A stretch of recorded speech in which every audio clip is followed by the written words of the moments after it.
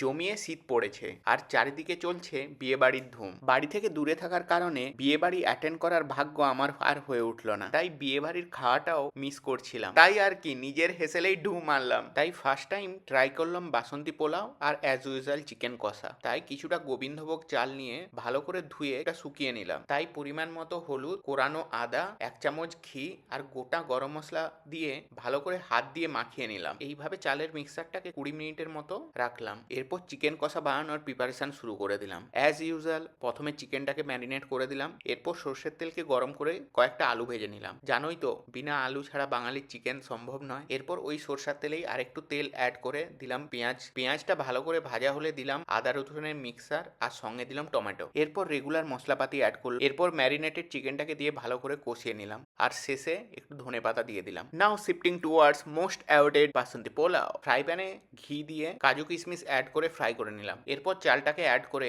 একটু নেড়ে নিলাম। এরপর আগের থেকে করে রাখা গরম জল এটার মধ্যে ঢেলে দিলাম। এখানে জলের পরিমাণটা ঠিক করে অ্যাড করতে হবে, না হলে পোলাওটা ঝরঝরে হবে না। আমি এখানে চালের পরিমাণের 2 গুণ জল অ্যাড করেছিলাম।